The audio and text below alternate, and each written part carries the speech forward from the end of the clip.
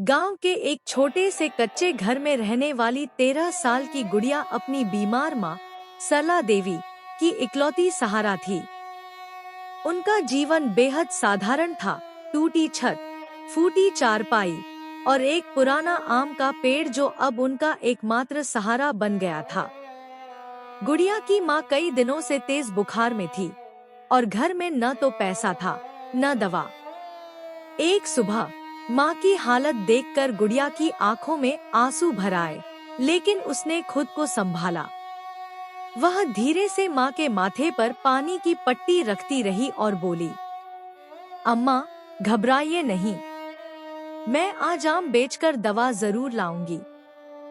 गुड़िया ने पेड़ से एक एक आम तोड़े, जैसे ये आम नहीं, उसकी माँ की सांसें हों।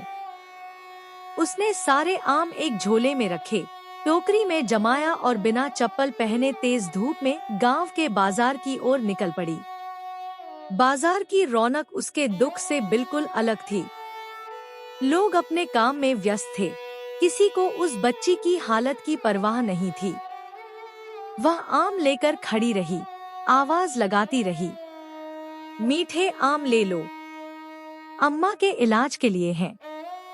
कुछ लोग हंसे, कुछ ने दाम कम करने की कोशिश की, पर किसी ने उसकी मजबूरी को नहीं समझा। गुड़िया की आंखों में आंसू आ गए, लेकिन उसने हार नहीं मानी। तभी एक बुजुर्ग आदमी उसके पास आया। आम देखे, एक खाया और बिना मोलभाव किए पूरे टोकरी के 500 रुपए दे दिए।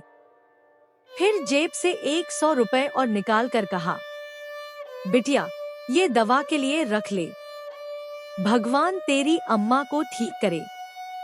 गुड़िया की आंखें भर आईं, लेकिन इस बार खुशी के आंसू थे।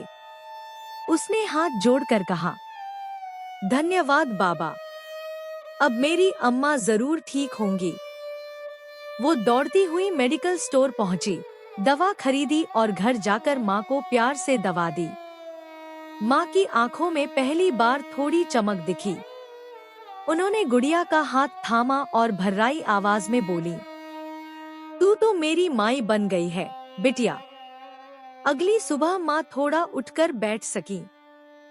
गुड़िया फिर से आम बीन रही थी। तभी माँ बोली, आज मैं भी चलूं तेरे साथ? गुड़िया मुस्कराई और बोली, नहीं अम्मा, अब आप आराम करो, अब मैं सब संभाल लूंगी। सूरज की नई किरण उनके आंगन में पड़ी। उस दिन घर में दवा थी, माँ की मुस्कान थी और सबसे बढ़कर एक बिटिया की अटूट ममता और मेहनत की जीत थी।